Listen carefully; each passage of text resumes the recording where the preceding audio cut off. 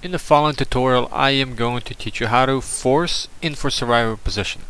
And so let me explain a few things to kind of let you know what info survivor position and player start do. This is our player start, our info player start entity, and this is our info survivor position. Now, if I were to place info survivor position into my map and not include info player start, if I was just going to delete this, what would happen was we won't be able to spawn where we have info survivor position, and we would just spawn somewhere off map. Usually it's somewhere in the middle that's away from our intended location. And our info player start allows us to spawn all 4 survivors in our position. So basically this info player start is what you would use when you're creating your map. And info survivor position is tends to be not used unless you know how to force the survivor position locations. So what I'm going to teach you is how to use and how to force and how to make players spawn from the info survivor position.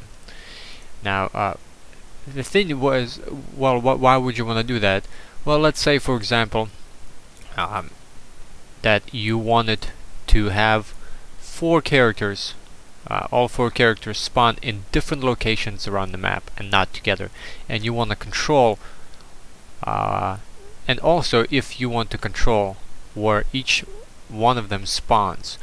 So when you use info player position, they spawn all together, all 4 of them at the same time, and you don't really have any control over it.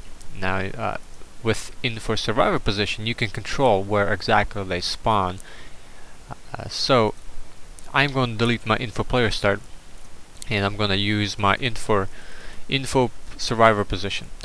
And first thing I want to do is I'm going to have 4 of them. So I'm going to take the first one, and I need to name the survivor name for each one of those positions. So the first one is going to be Zoe. Now you won't see any changes, but Zoe will spawn inside this room. Now what I'm going to do is I'm going to duplicate our info survivor position in 4 different locations. So I'm going to move one over here. Then I'm going to take him, move one over here, and move one outside right here. So now I have to go back and I have to double click on them and I have to rename them to our proper names. So this one is going to be Lewis, and you have to make sure that you spell them correctly. This one I'm going to name Francis, and the last character we're going to name is Bill. So now we have 4 survivor positions in our map, and they're all in different locations.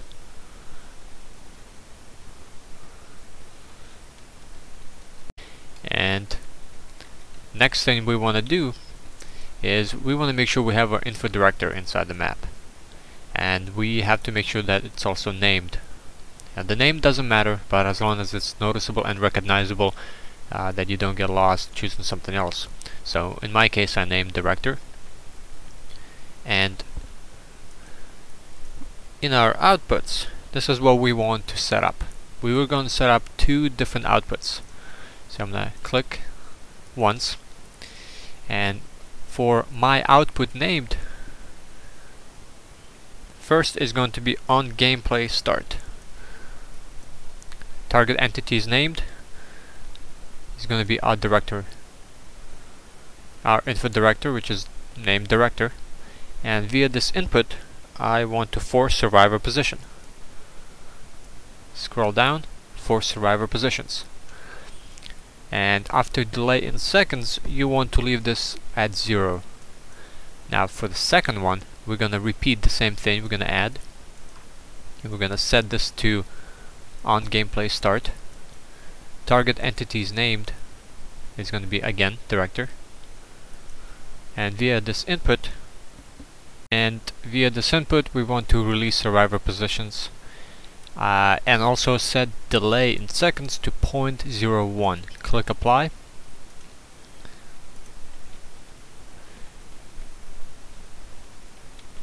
And also one thing, I want to select all of our survivor positions, and I want to make sure that they're lifted off the ground just by a few units.